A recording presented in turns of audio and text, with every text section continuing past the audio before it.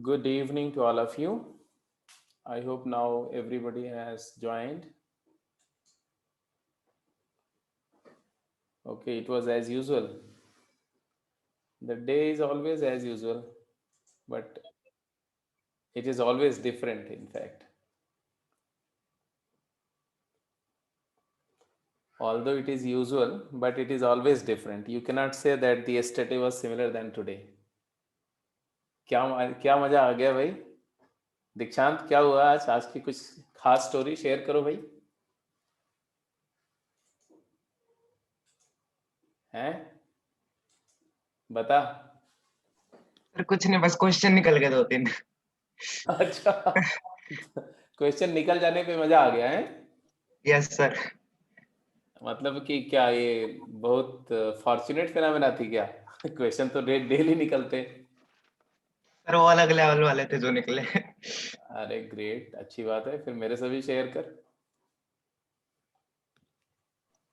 2-3 तो फिजिक्स के थे। तो क्या बात है, फिजिक्स मुझे भी आती थोड़ी बहुत यार. चल ठीक है, अच्छी बात है. तो हम लोग कल क्या कर रहे थे, कंडीशनल प्रोबेबिलिटी जस्ट बिगिन करी थी. ओके, तो ये तीसरा क्वेश्चन आपके सामने है. अच्छा, वो दो एक्सरसाइजेज मैंने बोली थी, राइट? एक्सरसाइज 4 और 5. जरा मुझे बताओ, एक्सरसाइज 4 कितने बच्चों ने कर लिया? Just I want to take a opinion, that's it. Sorry, no, just hold on. हाँ, एक्सरसाइज 4 जिन बच्चों ने सॉल्व कर लिया है, जस्ट आंसर यस.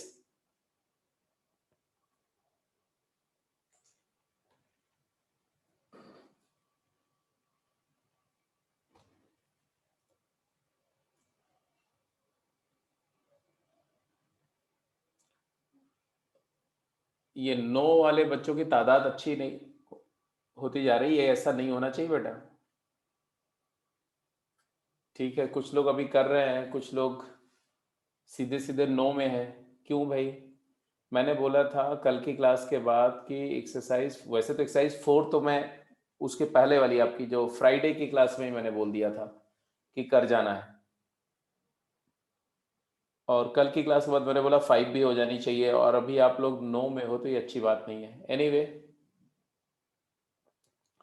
अभी आज की क्लास के बाद में एक्सरसाइज 4 कंप्लीट एंड 5 कंप्लीट चाहिए होगी मुझे. डे आफ्टर टुमारो एक्सरसाइज 4-5 में कोई भी क्वेश्चन जो भी पेंडिंग होगा वो कल कल मुझे मिल जाना चाहिए, सो दैट मैं अगली क्लास में उसको डिस्कस कर दूं, क्योंकि मुझे पता है कि बहुत ज़्यादा क्वेश्चन उसमें डाउटफुल नहीं होंगे. ठीक है, तो just take care of it.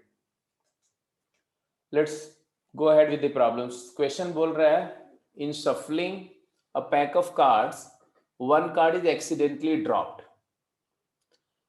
Then a player randomly draws another card from the remaining pack of card. Find the probability that the drawn card is, there are 4 cases: heart, king of spade, honor of spade, court card. ठीक है जी. अब इसमें देखो तो दो event हैं, है कि नहीं? दो इवेंट हैं. Can you figure out those two events which happen on time scale one after another? पहले ड्रॉप करता है, फिर ड्रॉप करने के बाद चूज करता है। हाँ, one card is accidentally dropped और रैंडमली टेकन आउट, एक ही बात है. मैथमेटिक्स के पॉइंट ऑफ व्यू से देखो तो दोनों का मतलब है, किसी ने एक कार्ड निकाल लिया या शफल करते समय एक कार्ड गिर गया, एट दी एंड की एक कार्ड उसमें से ड्रॉ हो गया और वो रिप्लेस नहीं किया गया. ठीक है, तो वो जो फर्स्ट कार्ड है, द फर्स्ट ड्रॉन कार्ड है ना, first drawn card has two possibilities. For example, if I go by the first case, इस प्रॉब्लम को अगर हम सॉल्व कर रहे हैं, पार्ट 1 को या ए पार्ट को या पहले पार्ट को, सेकंड कार्ड हार्ट है, इसकी प्रोबेबिलिटी में निकालनी है, तो ये इस बात पर डिपेंड करेगा कि जो पहला ड्रॉप्ड कार्ड है वो हार्ट है या नहीं है. इफ दैट इज हार्ड, देखो दो बातें होंगी, one card being dropped means there are now only 51 card, तो सैंपल स्पेस तो चेंज हो गया, बट इवेंट स्पेस पे क्या फर्क पड़ेगा, उस वो डिपेंड करेगा कि ये जो ड्रॉप्ड आउट कार्ड है वो उसका नेचर क्या था, उसका टाइप क्या था। तो हम फर्स्ट केस डिस्कस करेंगे, तो हम कुछ इस तरह से फिगर आउट करेंगे कि दो पॉसिबिलिटीज हैं जी, या तो ड्रॉप कार्ड जो है वो हार्ट है या तो नहीं, इट इज हार्ट और नॉन हार्ट। ठीक है, ये दो पॉसिबिलिटी है, हार्ट का कार्ड है या तो नॉन हार्ट का कार्ड है। ऐसे भी लिख सकते हैं या इसी इवेंट को ऐसे भी लिख सकते हैं, C for card heart and C for card non heart. ठीक है, अब हम लिखेंगे उसके बाद क्या हो रहा है, उसके बाद में एक इवेंट हो रही है, दूसरा कार्ड ड्रॉ किया गया और इस कार्ड के हार्ट होने की प्रोबेबिलिटी, तो अब ऐसे लिखेंगे probability of second card is heart, H2 लिख दो, C नहीं, सिंबॉलिक नोटेशन को जरा, और इसको H1 लिख दो, तो H2 बाय H1,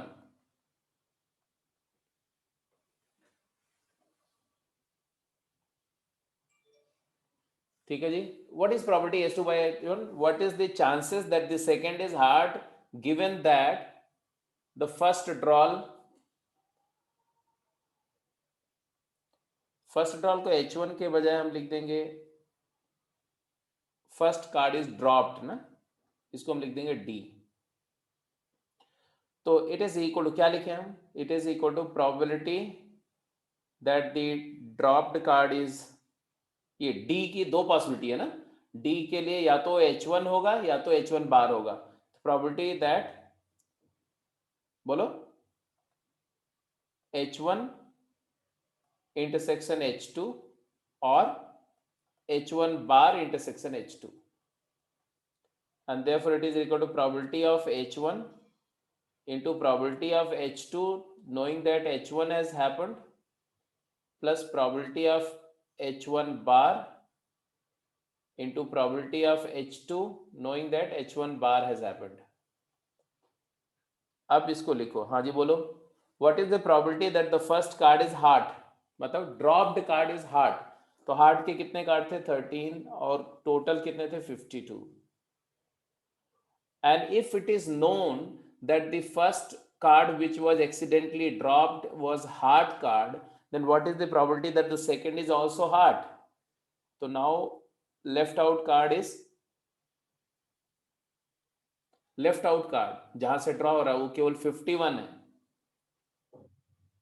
और उसमें हार्ट कितने हैं 12 है, प्लस पहला कार्ड नॉन हार्ट था, तो प्रोबेबिलिटी क्या है, नॉन हार्ट की प्रोबेबिलिटी क्या है, बोलो, 38, 48, 39, 39, और फिर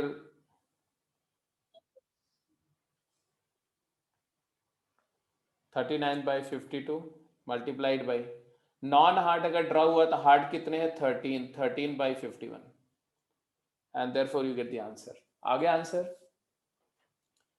ये आ गया 1/4 इंटू 4/17 प्लस 3/4 इंटू 13/51 ही रहना पड़ेगा यहाँ पर, and then you calculate and get the answer. In fact उस केस में इसको मैं अगर ऐसे ही रहने देता तो ज़्यादा अच्छा रहता, 12/51 ही रहने दो, तो it is much easier to go head. Answer क्या है, 51 into 4 क्या आ गया 204, न्यूमरेटर में क्या आएगा 39 + 12,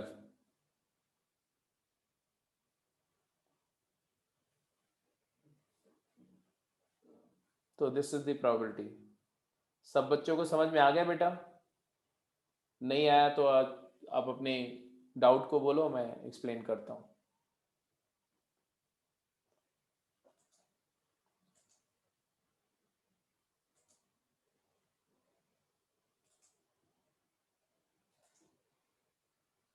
हाँ, अगर क्लियर हो गया तो यस, अगले क्वेश्चन पे जाओ, नहीं क्लियर हुआ मुझे बताओ, I will explain it again.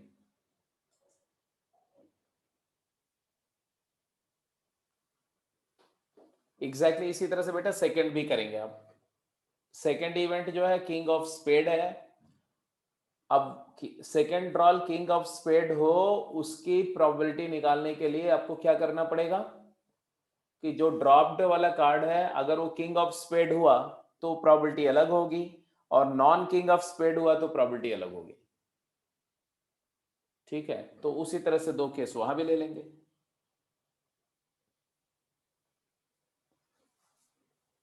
क्योंकि यहां पर ये मेंशन नहीं किया गया ना कि जो ड्रॉप हुआ कार्ड उसका नेचर क्या है, तो आपको दोनों केसेस लेने पड़ेंगे।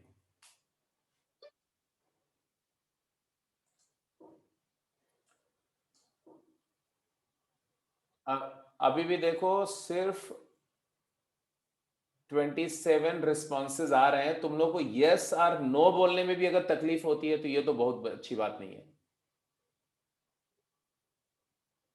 नो बोल दो यार, नहीं है कोई कंफ्यूजन हो, जरा सा भी दिक्कत है तो आपको पूरी फ्रीडम दे के रखी हुई है मैंने, आप और बिल्कुल नो बोलो, नहीं आया समझ में, एटलीस्ट लेट मी नो। मतलब इतने आलसी बनने से कैसे काम चलेगा? क्या हम बताएंगे नहीं जी, कसम खा के बैठे हुए हम तो बताएंगे नहीं, पता कर लो कि मेरे दिमाग में क्या चल रहा है।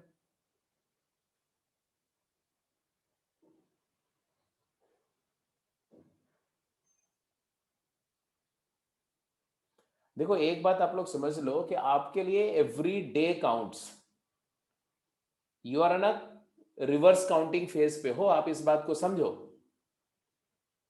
11th में होते हो तो आप ऐसे वाले फेज पे होते हो कि बहुत दिन है बहुत दिन है, 1 2 3 4 ऐसे काउंट करते हैं ना। 11th में जब बच्चा पढ़ता है ना, अगर वो सिंसियर भी है तो ऐसे सोचता है कि आज पहला दिन है जेई प्रिपरेशन का, फिर दूसरा है, फिर तीसरा है, फिर चौथा है, so on and so fourth, he starts counting. But 12th में जो सिंसियर बच्चा है ना, वो ऐसे नहीं काउंट करता है, वो ऐसे काउंट करता है कि आज 300 है, कल 299 डेज है, फिर 288 डेज है, मतलब so many days to go. तो जजमेंट डे आने का नंबर ऑफ डेज कम होता जाएगा। जब आप वो तरीके सोचोगे ना, तब तुम्हें रियलाइज होगा कि every hour is important, every day is important. If you don't reply for a minute, your that 1 minute is wasted, at least my 1 minute is wasted, तो पूरी क्लास का 30 मिनट वेस्ट हो गया। तो आपको प्रॉम्प्टली काम करो, जल्दी से प्रॉब्लम को रीड करो, फटाफट सॉल्व करो। नहीं समझ में आ रहा है, एकदम पूरा धड़ाक से पूछो कि सर नहीं समझ में आया, फिर से रिपीट करो। एनर्जी लेवल को मेंटेन करके रखो। ऐसे एकदम पूरा जो है मरे कुचले से अगर करेंगे ना तो नहीं चलेगा ना, दबे कुचले ऐसा कर रहे हैं। हाँ, तो वो दलित समाज में ना जाओ, ठीक है कि नहीं? हम तो जी एकदम बिल्कुल बेचारे हो गए हैं, डोंट बिकम बेचारे, फाइट मारो। दूसरा पार्ट पे जाओ, किंग ऑफ स्पेड। अब कैसे सोचेंगे इसको, कैसे लिखेंगे? किसका इसका आंसर आ गया सेकंड पार्ट का? जल्दी आंसर लिखो, जिसका भी सेकंड पार्ट का आंसर आ गया फटाफट बोलो। हाँ ईशानी बोलो बेटा। अच्छा आ गया, आ गया तो बेटा आंसर मेंशन कर दो। मैं कैलकुलेट करने जा रहा हूं, देखो ऐसे कैलकुलेट होगा। यहां पर भी उसी तरह से दो सिचुएशन है। प्रोबेबिलिटी ऑफ, अब इवेंट को डिफाइन कर लें, पहला कार्ड दूसरा कार्ड, तो second card king of spade को के लिख रहा हूं मैं, K stands for king of spade.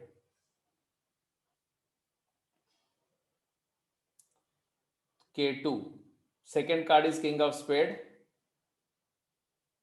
upon D, dropped card, D for dropped card.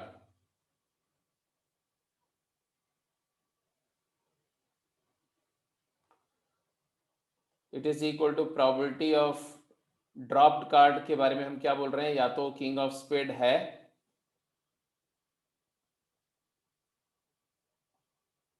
Plus probability king of spade नहीं है, इसको लिखेंगे probability of K1 into probability of K2 by K1। अब मैं पूरा लैंग्वेज नहीं लिख रहा हूं, अगर आपको दिक्कत है तो आप बोलोगे मैं एक बार लैंग्वेज लिख के दिखा देता हूं। probability of k1 bar into probability of k2 by k1 bar। अब इसको लिख दो। अब यहां पर मैं क्या क्या बोला, k1 stands for what? First card is king of spade। k2 stands for second card, second drawn is king of spade। First किसके लिए बोला जा रहा है? ड्रॉप्ड कार्ड के लिए। एंड k1 बार क्या है वो तो जानते हो, complementary. First card is not king of spade. King of spade नहीं है, कुछ भी हो सकता है, किंग ऑफ स्पेड नहीं है। तो अब बताओ जी क्या लिखोगे? What is probability of k1? King of spade की प्रोबेबिलिटी 1/52 इंटू, अगर पहला कार्ड स्पेड का किंग है, पहला कार्ड अगर स्पेड का किंग है तो second card king of spade होने की प्रोबेबिलिटी हो गई 0। पहला कार्ड किंग ऑफ स्पेड नहीं है तो प्रोबेबिलिटी क्या होगी? पहला कार्ड किंग ऑफ स्पेड नहीं है, प्रोबेबिलिटी क्या होगी? 51/52। और अगर पहला कार्ड किंग ऑफ स्पेड नहीं है तो सेकेंड कार्ड के किंग ऑफ स्पेड होने की प्रोबेबिलिटी क्या है? 1/51। तो ये कैंसिल, आंसर है 1/52।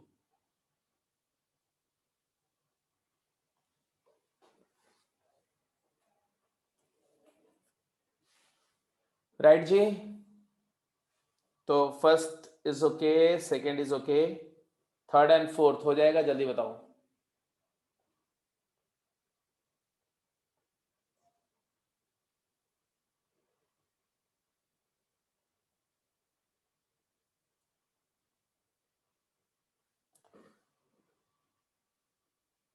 अब यहां पर आप फिर से आएंगे, क्या लिखूं मैं इसको? probability that the second card is honor of spade।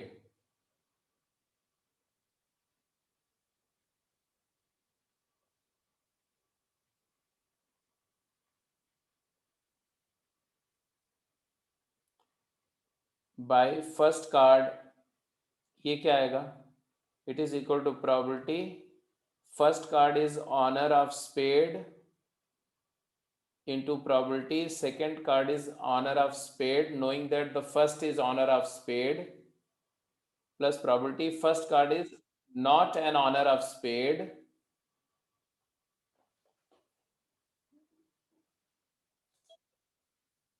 into probability second card is honor of spade, knowing that the first is not an honor of spade। अब यहां पर HKS stands for kth card is honor of spade।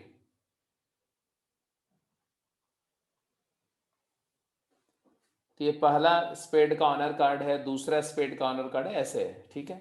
तो first owner card क्या क्या होते हैं मैंने बताया था लास्ट क्लास में। ऑनर कार्ड में क्या क्या आता है?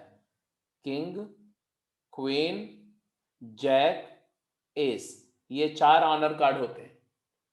तो टोटल ऑनर कार्ड होते हैं 16, किसी भी एक सेट में होते हैं 4।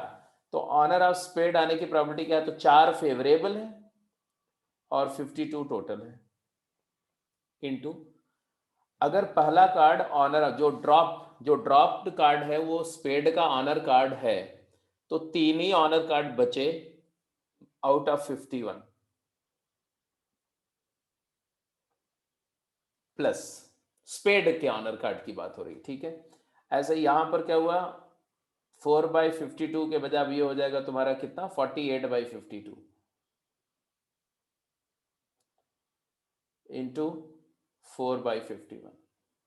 So your final answer is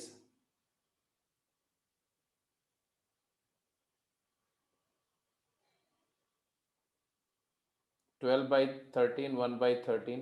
तो ये बेसिकली आ जाएगा 13 इंटू 51, कॉमन ले लो तो क्या आएगा? यहाँ पर आ जाएगा 3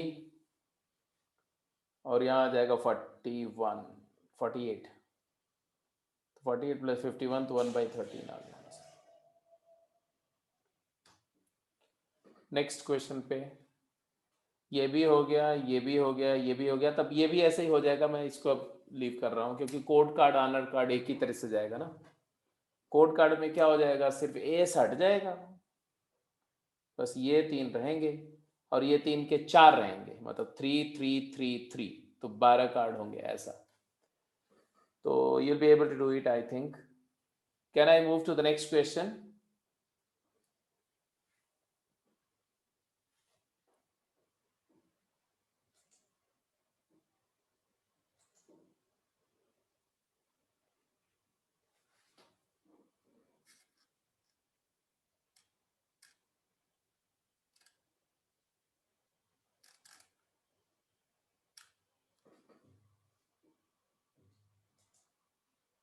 ठीक है बेटा, लेट्स गो अहेड।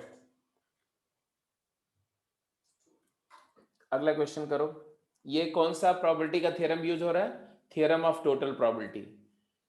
कुछ इवेंट है म्यूचुअली एक्सक्लूसिव एंड एग्जॉस्टिव, जैसे ये 2 event mutually exclusive and exhaustive थी और इन दोनों इवेंट पर H2S डिपेंडेंट है, तो H2S की property, total property of this event पूछ रहे हैं। Fourth question. The question is ABC are playing with a coin and the person who finds head first wins the game. A begins the game, then find the probability of winning of ABC respectively. अब यहां पर देखो तीन गरीब बच्चे हैं, है ना, और वो एक कॉइन से खेल रहे हैं, बेचारे गरीबी होंगे ना, एक ही कॉइन से खेल रहे हैं। तो 3 बच्चे हैं जो एक कॉइन से खेल रहे हैं। क्या गेम है भाई? गेम ये है कि मान लो ए स्टार्ट कर रहा है गेम को, तो ए के पास कॉइन जाएगी, ए टॉस करेगा, या तो उसको हेड मिलेगा या तो टेल मिलेगा। अगर उसको हेड मिल गया तो विन कर गया, गेम ओवर हो गया। अगर उसको टेल मिला तो coin will be pass to B, B will do the similar thing. B will toss the coin. If he gets head, he wins the game. If he fails to get head, means if he gets tail, then the coin will be passed on to the C and C will proceed similarly. Eventually, if all 3 A, B, C get tails, then the game will enter into the second round. Again, the coin will be passed back to A. And so on and so forth, the game will continue. ठीक है, ऐसा हो सकता है कि पहले round में तीनों को टेल मिल जाए, फिर दूसरे में भी तीनों को टेल मिल जाए, फिर तीसरे में भी तीनों को टेल मिल जाए, फिर चौथे में ए विन कर जाए, या चौथे में बी विन कर जाए, या चौथे में सी विन कर जाए। तो ये है प्रोसीजर। तो बोल रहे हैं कि अगर ऐसा है और अगर मान लो ए गेम को स्टार्ट कर रहा है, तो ए के विन करने के चांस क्या है, बी के विन करने के चांस क्या है, सी के विन करने के चांस क्या है? क्या इन तीनों के विन करने के चांसेस इक्वल होंगे, मतलब ए और बी और सी का विन करना इक्वली लाइकली होगा, या some of them has better chance of winning, and if so then how, what are the respective chances of winning of A B C? तो I hope the game is understood. अप करिए और इसी तरह से question number 5 करिए। मैं अगले 3 मिनट तक आपको कुछ भी तंग नहीं करूंगा, जो सोचना है सोचिए, आंसर निकालिए, आंसर को मेंशन करिए चैट बॉक्स में। उसके बाद मैं ये दोनों क्वेश्चन डिस्कस करूंगा। 3 मिनट आपको दोनों क्वेश्चन पे सोचने के लिए, पहले पहला कर दीजिए फिर दूसरा करिए।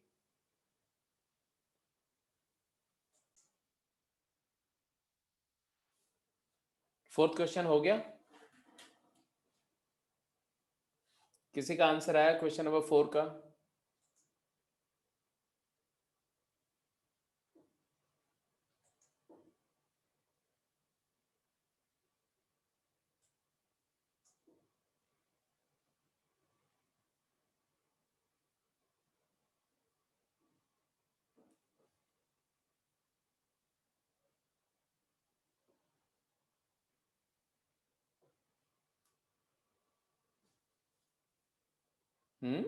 सरप्राइज दोगे क्या तुम लोग? किसी का भी आंसर नहीं आया? ऐसा तो हो ही नहीं सकता।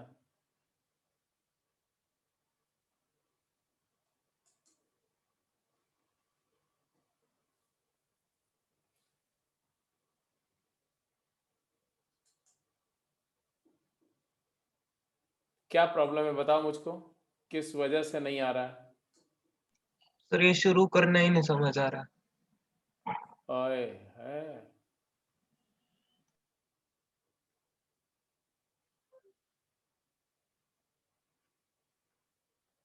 तब तो समझाना ही पड़ेगा। अर्पित, रीत, बोलो भाई, तुम लोगों को कुछ समझ में आया? नहीं सर। ये बेटा आप लोग मेहनत नहीं कर रहे हो इसका मतलब। चलो, मैंने समझा तो दिया था यार क्वेश्चन को। देखो, कोई भी बंदा, मान लो हम ए का विन करने का चांस सोच रहे हैं ना, ए का chance of winning of A, तो जरा सोचो कि ए कैसे कैसे विन कर सकता है। तो ऐसा होगा कि probability A wins the race, probability of winning of A is probability A wins, क्योंकि A ही स्टार्ट कर रहे हैं और A को कॉइन मिली, उसने टॉस किया और वो जीत गया। तो अगर मैं बोल रहा हूं कि E, या अगर मैं बोल रहा हूं, ऐसे लिख रहा हूं A, तो इसका मतलब है कि A विंस। अगर मैं बोल रहा हूं A बार, इसका मतलब है A लूजेस। ऐसे ही बी के लिए, ऐसे सी के लिए, राइट। तो हमने बोला कि ए विंस द गेम।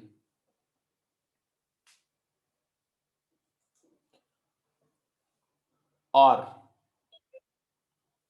अब जरूरी तो नहीं है कि ए विन कर जाए, तो ऐसा भी हो सकता है कि ए के पास कॉइन गई और ए लूज कर गया, उसको टेल मिला। कॉइन बी के पास गई, एंड के लिए मैंने बी, बी बी भी लूज कर गया। कॉइन सी के पास गई, सी भी लूज कर गया। फिर कॉइन ए के पास आई और ए विन कर गया। ये भी हो सकता है, हो सकता है कि नहीं हो सकता? मुझे बताते रहो। कोई एक बच्चा वॉलंटियर बन जाए, कौन बनेगा? चलो, दिशांत। दिशांत, अपने आप को तुम अनम्यूट करो बेटा।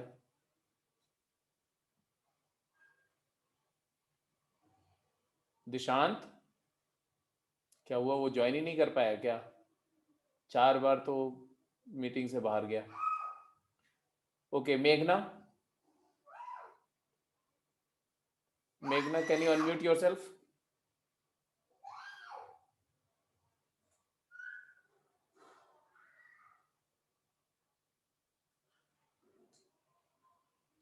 अरे तुम लोग क्लास में हो कि नहीं हो?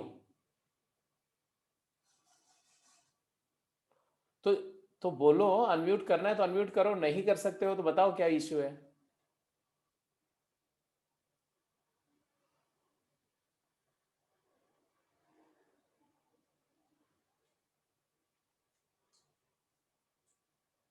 रीत बेटा, चलो तुम अनम्यूट करो, ये सभी जो है ना, बस।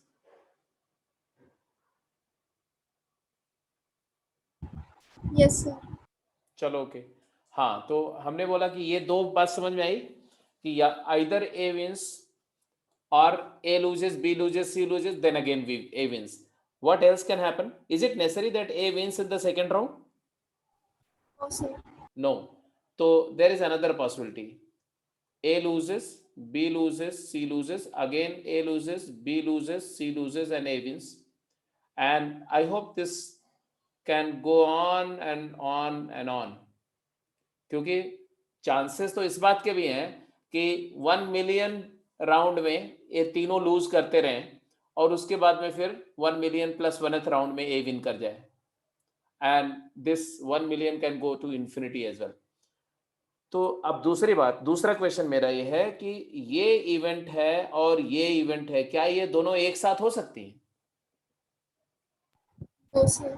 नहीं हो सकती। मतलब ये जो दो इवेंट एक साथ नहीं हो सकती, इसका मतलब है कि ये दोनों म्यूचुअली एक्सक्लूसिव है। क्योंकि अगर ए विन कर गया फर्स्ट राउंड में, तो कॉइन सेकंड के पास क्यों जाएगी भाई? जाएगी नहीं। ए विंस द गेम, तो गेम वही ओवर हो जाएगा, फिर से फ्रेश गेम स्टार्ट होगा, राइट। तो ये सारे इवेंट म्यूचुअली एक्सक्लूसिव है। म्यूचुअली एक्सक्लूसिव में कौन सी प्रॉपर्टी लगती है? Addition rule. और मतलब यूनियन है तो यूनियन का एडिशन हो जाता है। तो probability of A plus probability of A bar intersection A bar B bar C bar, probability of A bar intersection B bar intersection C bar intersection A plus probability of, अब यही चीज चलती रहेगी, A bar intersection B bar intersection C bar intersection ऐसा and so on. अब बताओ, अब मुझे ये बताओ कि ये इवेंट और ये इवेंट और ये चारों इवेंट डिपेंडेंट है कि इंडिपेंडेंट है? ये चारों इवेंट इंडिपेंडेंट है या डिपेंडेंट है? डिपेंडेंट। डिपेंडेंट कैसे हैं बताओ? ए के पास coin A non occurrence of A, मतलब अगर ए के पास हेड नहीं आया तभी बी। नहीं नहीं नहीं, मैं ये नहीं बोल रहा हूँ। मैं बोल रहा हूँ कि ए के पास ए का लूज करना, ए का लूज करना और बी का लूज करना, ये दोनों कैसे डिपेंड करेंगे? ए ने क्वाइन टॉस किया, हेड आएगा या टेल? हेड आएगा तो जीतेगा, टेल आएगा तो लूज करेगा। अब फिर उसके बाद क्वाइन जाएगी बी के पास। बी जब क्वाइन टॉस करेगा तो क्या बी का टॉस इस बात से गवर्न होगा कि ए पे क्या आया था?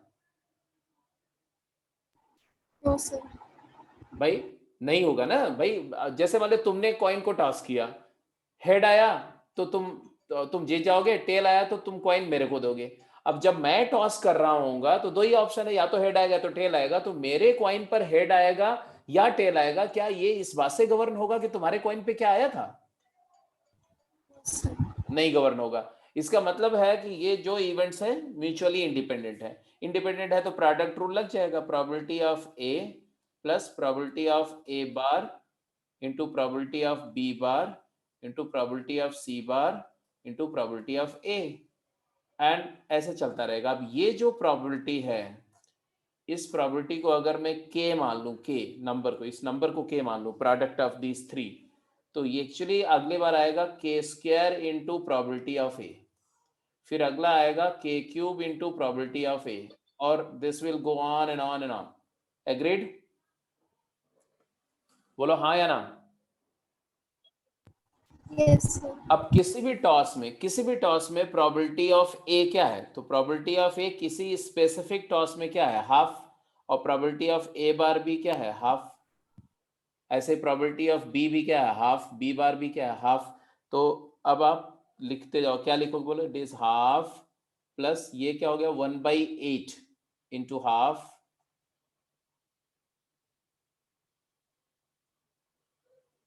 प्लस 1/8 का स्क्वायर इंटू हाफ प्लस 1/8 का क्यूब इंटू हाफ, एंड ऐसे ये चलेगा इंफिनिटी तक। तो ये सीरीज क्या है? Can you identify this series? It is a geometric progression, infinite GP है ये। और इन्फिनाइट जीपी का ए क्या है? फर्स्ट टर्म क्या है? फर्स्ट टर्म हाफ है। कॉमन रेशियो क्या है? कॉमन रेशियो 1/8 है। तो hopefully you can write the summation, right? What does the summation become? A upon 1 minus r, 1/2 over 1 minus 1/8. It is equal to 1/2 into 8/7. So the probability comes out to be 4/7. So the chance that A wins the game is 4/7. This automatically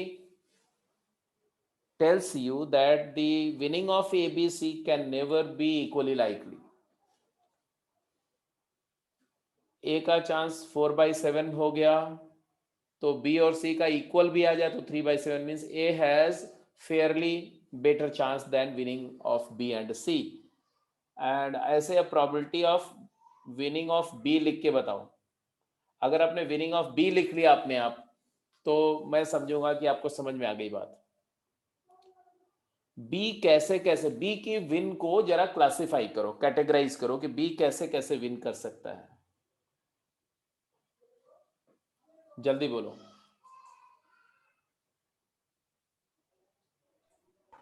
Probability of A bar great great great. probability of A bar B or A bar B bar C bar.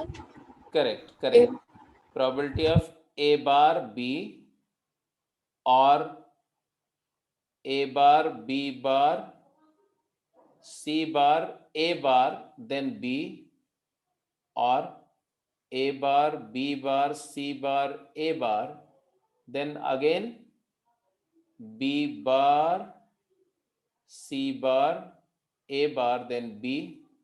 तो अब आप देखो तो जो common ratio है वो change हो रहा है, या कॉमन रेशियो सेम रखो तो फर्स्ट टर्म चेंज हो रहा है, ऐसे बोलो, है ना। कॉमन रेशियो नहीं, फर्स्ट टर्म चेंज हो रहा है। देखो ये फर्स्ट टर्म है और यहां फिर से ये टर्म फर्स्ट टर्म, ये फर्स्ट टर्म, तो कॉमन रेशियो क्या है, वही 1/8 का whole square, right, and so on. तो ये ऐसे ही चलता रहेगा। तो इसकी प्रोबेबिलिटी आएगी जी, अब मैं बीच में फॉर्मेलिटी नहीं लिख रहा हूँ, सीधे लिख रहा हूँ, 1/8 no 1/4 I am sorry 1/4 plus 1/4 into 1/8 plus 1/4 into 1/8 का स्क्वायर प्लस 1/4 इंटू 1/8 का क्यूब एंड सो ऑन। हाँ बिल्कुल सही बात है, क्योंकि कॉमन रेशियो वही है। पहला टर्म अगर पहले यहाँ पर पहला टर्म हाफ था, यहाँ 1/4 हो गया तो आधी हो जाएगी प्रोबेबिलिटी, तो आ जाएगा 1/4 ओवर 1 माइनस 1/8। तो you may easily observe that the probability become 2/7। तो 2/7। अब तीसरी प्रॉपर्टी तुम्हें निकालने की जरूरत नहीं है, अपने आप आ गया, क्योंकि यही तीन है। हाँ तीन ही प्लेयर हैं, तीनों में से कोई ना कोई एक तो जीतेगा ही जीतेगा, तो म्यूचुअली एग्जॉस्टिव है और एक्सक्लूसिव भी है। तो because A B C are exclusive and exhaustive, therefore probability of A union B union C equal to 1, therefore probability of A plus probability of B plus probability of C is 1। A की probability पता है, B की पता है, तो C की आ जाएगी। तो probability of C is equal to 1 minus 4/7 plus 3/7 और 2/7, तो इट इज इक्वल टू 1/7 हो गया। तो फोर्थ क्वेश्चन हो गया। अब चलो फिफ्थ क्वेश्चन उसी तरह का है, can you handle? Excuse me sir. हाँ बोलो। सर जैसे ये ए कॉइन टॉस करता है वो सी को भी तो दे सकता है, तो इससे फर्क पड़ेगा? क्या बोला? जैसे टॉस करके बी की जगह सी को दे दिया उसने कॉइन। कैसे दे देगा भाई? जब वो सी को देगा तो ए सी बी ए वाली साइकिल बनेगी। तो सर ये दो साइकिल मतलब ऐड नहीं होंगे अलग अलग? हाँ हाँ हाँ, ऐड नहीं होंगे दो अलग अलग साइकिल्स, ए बी सी की और ए सी बी की? नहीं नहीं नहीं नहीं, वो दोनों में से साइकिल तो एक ही बनेगी ना, तो कोई एक बनेगी, दोनों कैसे बनेगी? ए बिगिंस द गेम जो है, अगर ए बिगिन कर रहा है तो ए का चांस ऑफ विनिंग तो 4/7 ही होगा। अब बी और सी का चांस ऑफ विनिंग चेंज हो सकता है, that will depend upon whether the cycle is A B C or A C B. मतलब ए अगर बिगिन कर रहा है तो ए का प्रोबेबिलिटी ऑफ विनिंग फिक्स रहेगा। अगर ए बी सी साइकिल चलेगा तो बी का विनिंग का प्रोबेबिलिटी, मतलब सेकंड का विन करने का प्रोबेबिलिटी 4/7 होगा, थर्ड 2/7 और थर्ड का 1/7 होगा। अब तुम्हारी मर्जी है कि तुम सेकंड किसको बनाओ, थर्ड किसको बनाओ, बट वो ए की विनिंग को इन्फ्लुएंस नहीं करेगा। Yes sir.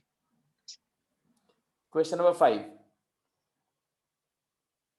वो तुम जो बोल रहे थे वो बात सही है कि बी को मिलेगा या सी को मिलेगा सेकंड चांस, उस पर डिपेंड करेगा, बट ए का चांस नहीं डिपेंड करेगा उस पर।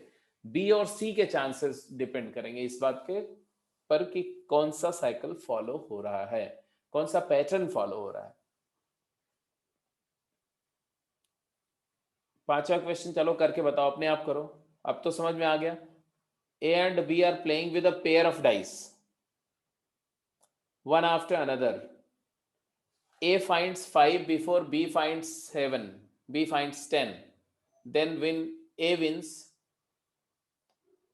And if B finds 10 before A finds 5, then B wins. Find the probability of winning of A. अब क्या बोलोगे?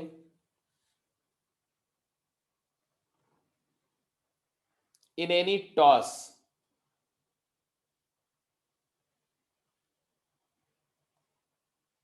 what is the chance of winning of A and what is chance of winning of B? जल्दी बताओ.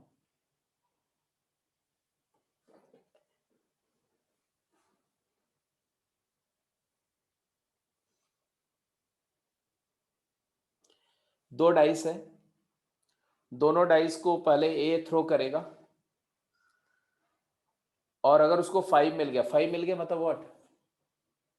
ए finds 5 का मतलब समझ में आया? A gets 5 means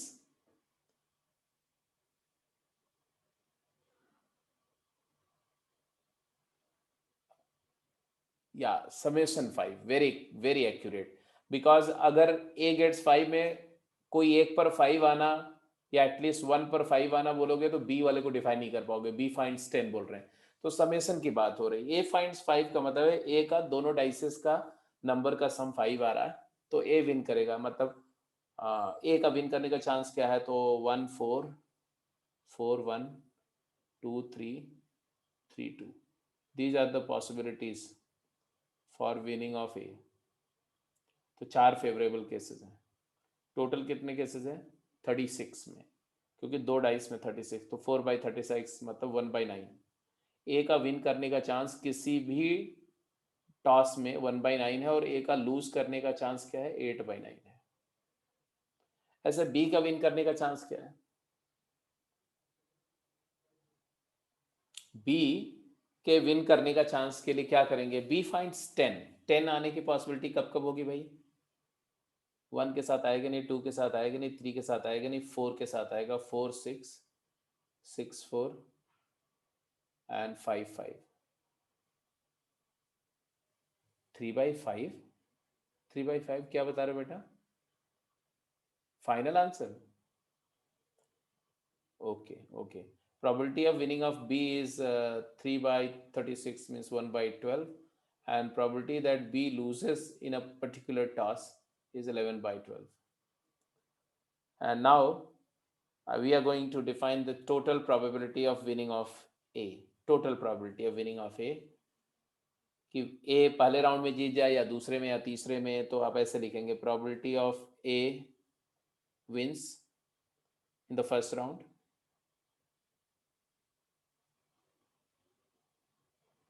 or probability of A wins, A loses and B loses and A wins in the second round. So probability of A loses, B loses, again A loses, B loses and A wins in the third round and on and on.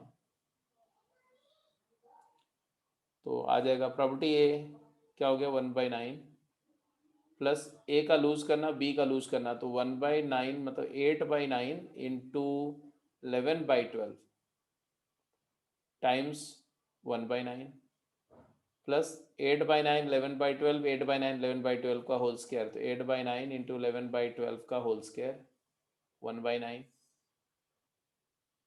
And this will continue like this so and so forth. So ये जो common ratio उसको देखो तो क्या है? 4 3 72 12 9 108.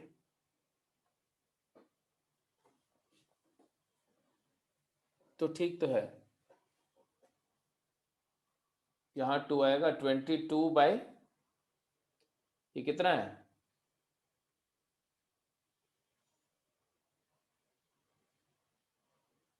22/27. So हाँ बोलो.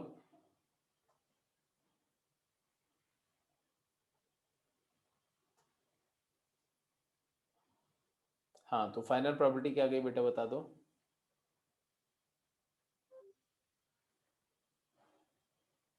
It comes out with 3/5. 3/5 the probability of the first player.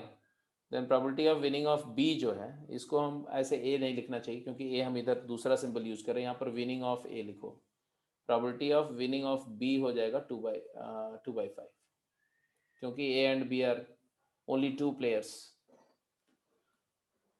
तो they are exhaustive event and mutually exclusive. तो ये भी हो गया जी. तो पांचवा हो गया जी, चौथा हो गया। सबको क्लियर है? अगले क्वेश्चन पे जा रहा हूं मैं।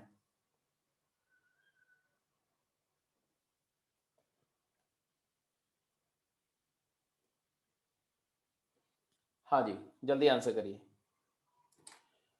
क्वेश्चन बोला, अब देखो ये सभी प्रॉब्लम में जितनी भी प्रोबेबिलिटी की प्रॉब्लम है, अगर आप ध्यान से सोचोगे ना, करने के बाद जब आप थॉट देंगे तो आपको लगेगा कि सिर्फ सिचुएशन को, लैंग्वेज को समझना और करेक्टली इंटरप्रेट करना, यही ज्यादा इंपॉर्टेंट है। कॉन्सेप्ट तो वही दो कॉन्सेप्ट लग रहा है जी, एक प्रोडक्ट रूल लग रहा है, एक एडिशन रूल लग रहा है, एक डिपेंडेंट इवेंट है, एक इंडिपेंडेंट इवेंट है, दैट्स इट, नथिंग एल्स। तो पूरी प्रोबेबिलिटी का जो चैप्टर है ना, एकदम फिजिक्स जैसा होता है कि गिने चुने तीन चार कॉन्सेप्ट हैं, आप सिचुएशन को समझो। अगर आपको लैंग्वेज समझ में नहीं आएगी, सिचुएशन नहीं समझ में आएगी, तो आप गलत तरीके से इंटरप्रेट करेंगे, तब आप नहीं कर पाएंगे। इसलिए थोड़ी अंग्रेजी इंपॉर्टेंट है।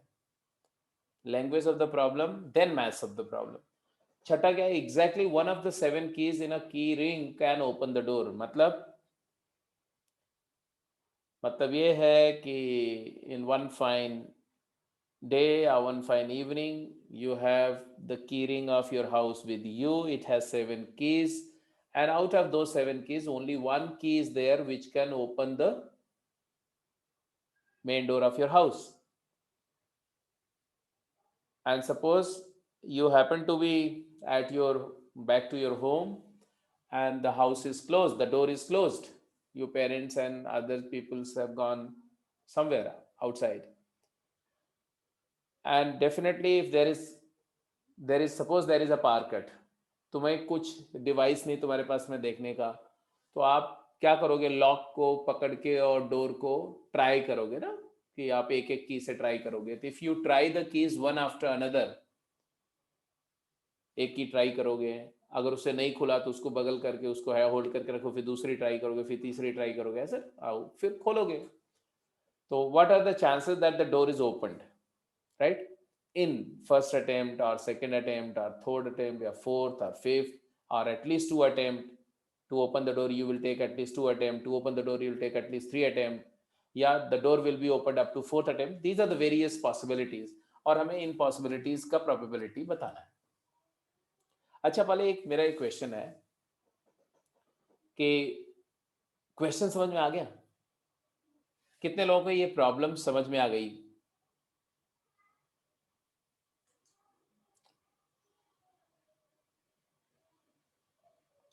ठीक है,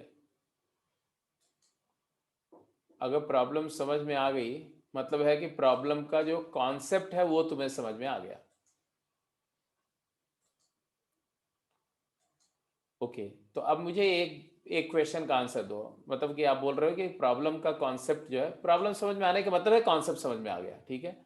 अब फिर उसको अप्लाई करना, कैलकुलेट करना, वो तो सेकेंडरी इशू है। अब मेरा क्वेश्चन ये है कि अगर आप डोर खोलने में लगे होते हैं तो आप मैक्सिमम कितने अटेम्प्ट करेंगे? मैक्सिमम कितने अटेम्प्ट में आप डोर को खोल लेंगे? चैट बॉक्स में रिप्लाई करो।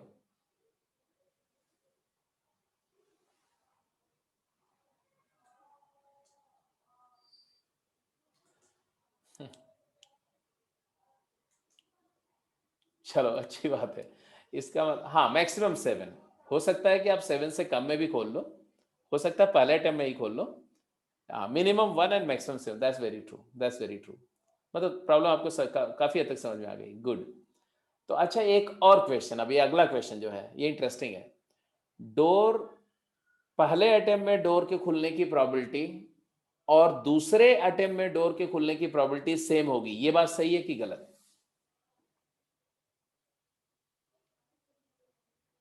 Door gets opened in first attempt, the probability that the door gets opened in first attempt is same as the probability that door gets opened in second attempt.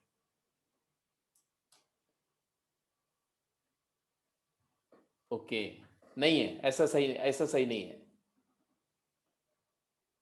मतलब अगर मैं बोलूं कि probability that the door gets open in first attempt, और D के का मतलब होता है, या एस के का मतलब होता है, एस के,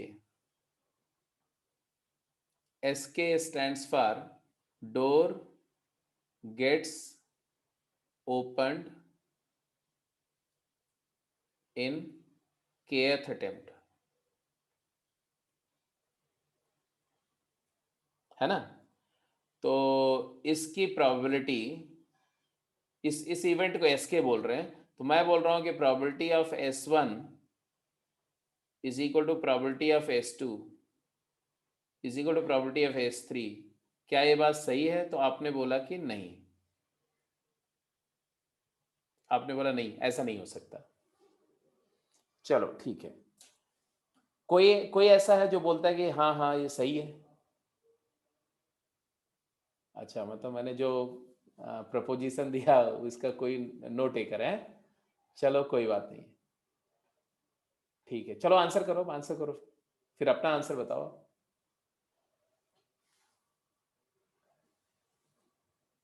पहले अटेम्प्ट में डोर के खुलने की प्रोबेबिलिटी क्या है? चलो ये बताओ, प्रोबेबिलिटी S1 क्या है? What is probability S1?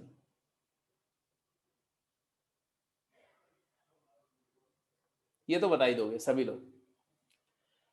जब आप पहला चांस लेंगे तो टोटल कितनी कीज हैं आपके पास में? 7, और उसमें से सही की तो एक ही है, तो इस बात के क्या चांसेस है कि सही वाली की सिलेक्ट हो गई? तो 1/7। अब चलो, probability that the door gets open in second attempt.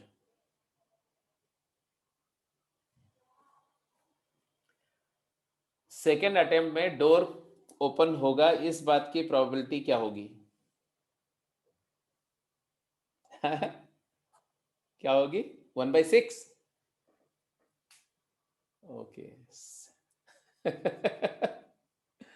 अच्छा, ग्रेट। अभी ध्रुव बोल रहा है सेम आएगी, ध्रुव बोल रहा है सेम आएगी, ठीक है। तनिषा, बाकी सारी जनता बोल रही कि नहीं, गौरव ने बोला 1/6 आएगी, दीक्षांत ने बोला 1/6 आएगी, वासु 1/6, जनता 1/6 पे लगी हुई है।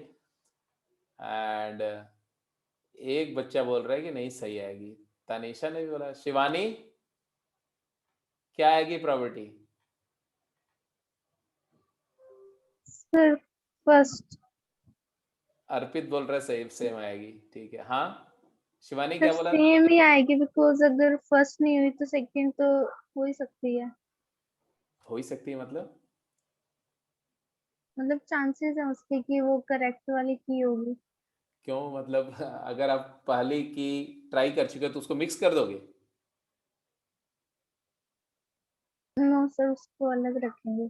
ऑब्वियसली कोई भी समझदार बंदा मिक्स नहीं करेगा, नहीं तो फिर तो रात भर यही करता रहेगा। वो बैठ करके उसी में से एक ट्राई करता रहेगा और 1/7 आता रहेगा। ओके, तो 1/6 हो जाएगी। 1/6 हो जाएगी, मतलब है कि आप भी जो है वापस उसी लीग में चले गए। चलो, हाँ Arpit, you have to say something. 1/42 आ जाएगी? Oh yes great, sir. कैसी बात कर रहे हैं यार, ना ऐसा कैसे, कैसे समझाओ? आगे से, में से देखना।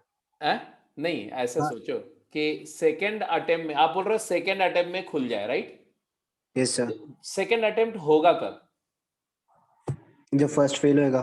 Fantastic fantastic. इसका तो प्रोबेबिलिटी S2 का मतलब है कि S1 fails and S2 succeeds, यही ना? Yes sir. ग्रेट। तो और इसका मतलब है कि ये हो जाएगा probability of S1 fail into probability of success of the second attempt, knowing that the first attempt got failed. So that means what is the probability that first attempt fails? 6/7. Fantastic, 6/7. And what is the probability that the second attempt gets success, knowing that the first is failed? 1/6. 1/6. Fantastic. Because the first attempt is failed, तो the key you have used in the first attempt उसको तो तूने पकड़ के रख लिया कि ये तो Yes, sir. बेकार की है, तो बची हुई की कितनी है?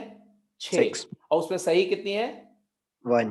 1, तो 1/6 and therefore the probability is 1/7. Yes. So did you get the mystery? Yes sir. हाँ, मैंने क्या बोला था कि पहले पहले अटेम्प्ट में खुलने की प्रोबेबिलिटी भी 1/7 आएगी, दूसरे में भी 1/7 आएगी। अच्छा, तीसरे में देखो बड़ी इंटरेस्टिंग है। तीसरे अटेम्प्ट में क्या होगा? तीसरा अटेम्प्ट सक्सीड होने की प्रोबेबिलिटी क्या है? तो पहला अटेम्प्ट फेल इनटू दूसरा attempt fail knowing that the first attempt was failure into तीसरा attempt success knowing that the first was failure and second was failure, right? Yes, sir. तो पहला attempt fail probability 6/7. I hope you don't mind it. 6/7. And if the first attempt failed, then second attempt के fail करने की probability क्या है? Success की 1/6 है तो fail की 5/6 into थर्ड अटेम्प्ट का सक्सेस, पहला दूसरा फेल, पहला फेल हो गया, दूसरा फेल हो गया, तो 2 की कंज्यूम हो गई। अब बची हुई 5 की है, उसमें एक ट्रू है तो 1/5। ये 4/5 नहीं बेटा, तीसरा अटेम्प्ट सक्सेस होना चाहिए, तो 1/5, वेरी करेक्ट। तो ये 5 goes with 5 and 6 goes with 6। What is the result mister Aarav? Result क्या आया? 1/7। तो किसी भी अटेम्प्ट में, ध्यान से सुनो अब मेरी बात को, ये लैंग्वेज है। आप जो सोच रहे हैं ना वो कुछ और सोच रहे हैं, वो मैं पूछ ही नहीं रहा हूं आपसे। ये बोल रहे हैं कि पहले अटेम्प्ट में खुलने की प्रोबेबिलिटी 1/7 होगी, दूसरे में खुलने की प्रोबेबिलिटी भी 1/7 होगी, तीसरे में खुलने की प्रोबेबिलिटी भी 1/7 होगी, चौथे में भी 1/7 होगी और सातवें में भी 1/7 होगी। तो ये हो गया, ये हो गया, ये भी हो गया। अब अगला क्वेश्चन है, अगर मैं ऐसा पूछूं, अब मैं अपनी तरफ से कुछ पूछ रहा हूं, probability that door gets opened up to second attempt, दूसरे अटेम्प्ट तक आते आते, मतलब दूसरे अटेम्प्ट तक डोर खुल जाएगा। तो इसमें 2 इवेंट है कि या तो पहले में खुल गया या तो दूसरे में खुल गया। तो इसका मतलब है कि it is equal to probability of S1 union S2।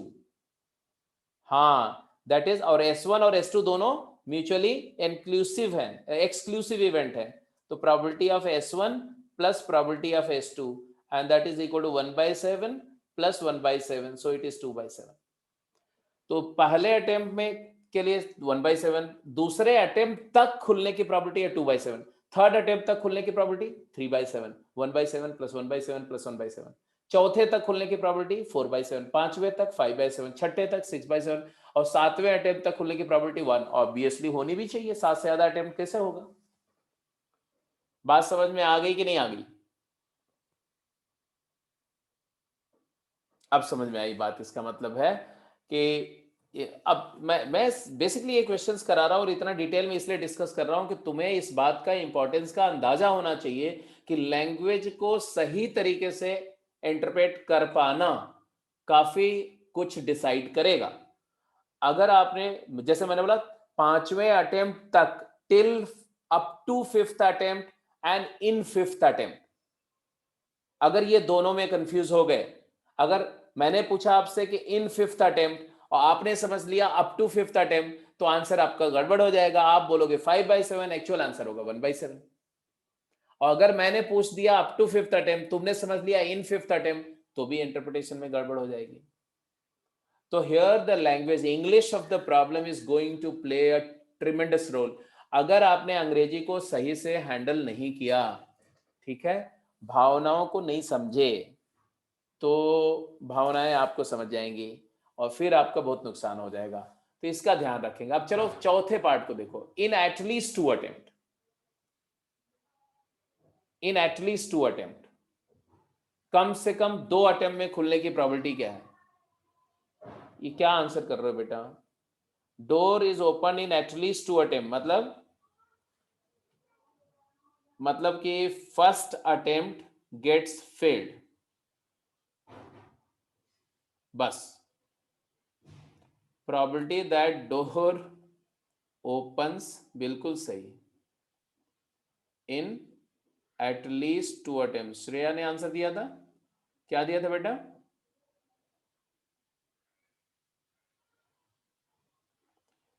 इसका मतलब है कि पहला अटेम्प्ट फेल कर जाए बस। अब पहला फेल कर जाए, दूसरा क्या हो, आई डोंट केयर।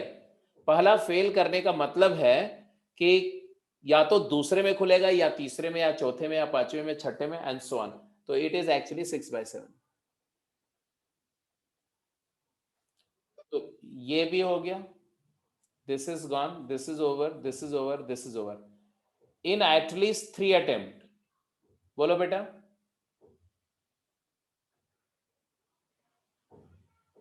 हाँ, तो इसके लिए बोलोगे पहला first attempt fails and second fails, बस। थर्ड के बारे में आई डोंट केयर, बिकॉज पहला और दूसरा अगर फेल कर गया तो कम से कम 3 अटेम्प्ट तो लेना ही पड़ेगा, कम से कम 3 में खुलेगा, या तो 4 में, या 5 में, 6 में, 7वें में। इसका मतलब है कि पहला फेल कर जाए, प्रोबेबिलिटी क्या है, 6/7। और पहला फेल कर गया एंड दूसरा भी फेल कर गया, तो दूसरे के लिए आएगी 5/6। तो 5/6 और 6 कैंसिल, आंसर आ गया 5/7। सबको बात समझ में आ रही कि नहीं?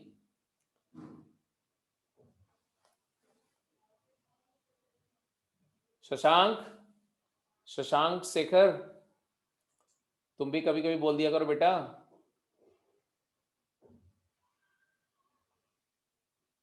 क्लियर है? ओके। परीक्षित,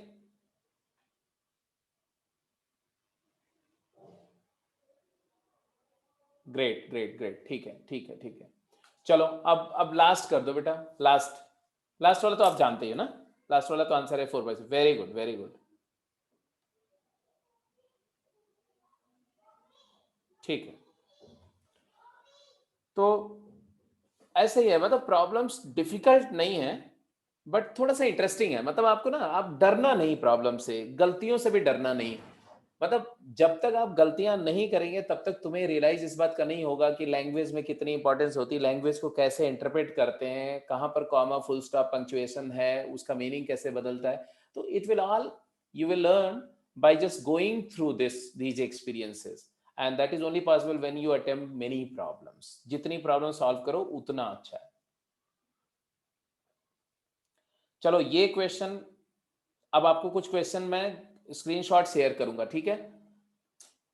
कुछ और प्रैक्टिस कर चुके हैं वैरायटी ऑफ प्रॉब्लम्स, तो अब आप कंफर्टेबल हो तो मैं आपकी 4-5 क्वेश्चन का स्क्रीनशॉट शेयर कर देता हूं, वो सारे आप करके रखेंगे, ठीक है? और क्लास में डिस्कस होगा।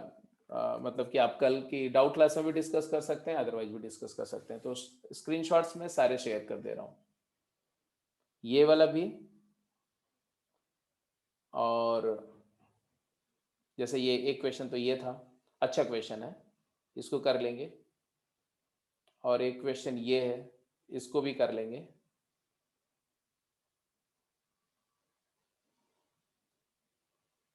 एक क्वेश्चन ये है, इसको भी कर लेंगे। नेक्स्ट क्लास में ये सारे सीक्वेंस में डिस्कस कर लेंगे हम लोग फटाफट। एक क्वेश्चन ये है, इसको भी कर लेंगे।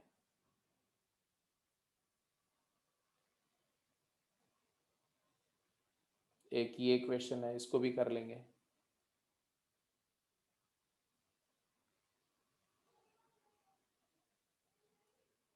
और एक ये क्वेश्चन है, इसको भी कर लेंगे। तो दीज आर दी 5-6 क्वेश्चंस जो कंपल्सरली आपको अटेम्प्ट करने हैं। और मैंने बोला कि 5वीं एक्सरसाइज तक। बेटा पिछले क्लास की रिकॉर्डिंग मैंने ग्रुप पे डाल दी है, आप चेक कर लो, ठीक है? वैसे हाँ हाँ, सर आई नहीं है सर रिकॉर्डिंग। अच्छा ठीक है, मैं अभी देख लेता हूँ। वैसे नहीं है, ओके ठीक है, तो मैं डाल देता हूँ। बट इसके बाद में मैंने बोला हुआ था कि उसको सीधे सीधे ऐप पर ही डालने के लिए, ऐप पे डाल रहे थे बीच में, पता नहीं। चलो देखता हूँ, मैं ग्रुप पे एक डाल देता हूँ, बट उसके बाद से ऐप पर ही देखो आप लोग, ठीक है? तो आज की क्लास को यहीं पर क्लोज कर रहे हैं, ठीक है? कल का डाउट सेशन नहीं, इसके बाद डाउट सेशन अपना कौन से दिन पे है?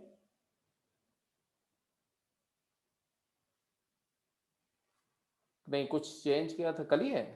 हाँ कल ही है, राइट। तो कल के डाउट सेशन में प्रोबेबिलिटी के डाउट लेंगे 5th तक। हाँ जी, हाँ जी। उसके अलावा अगर आपके उसके मैट्रिसेस डिटर्मिनेंट के भी हैं तो आप बता देना, उसको मैं देखूंगा, थोड़ा सा उनको भी डिस्कस कर सकता हूँ, but probability he mainly doubt कल डिस्कस करेंगे। तो आप 5वें तक करेंगे, नहीं तो फिर आप करेंगे नहीं अगली क्लास में। अब ये वाला चैप्टर क्लोजिंग की तरफ जा रहा है, मतलब you are running into the next half. 2/3 हो चुका है, 1/3 और बचा हुआ है।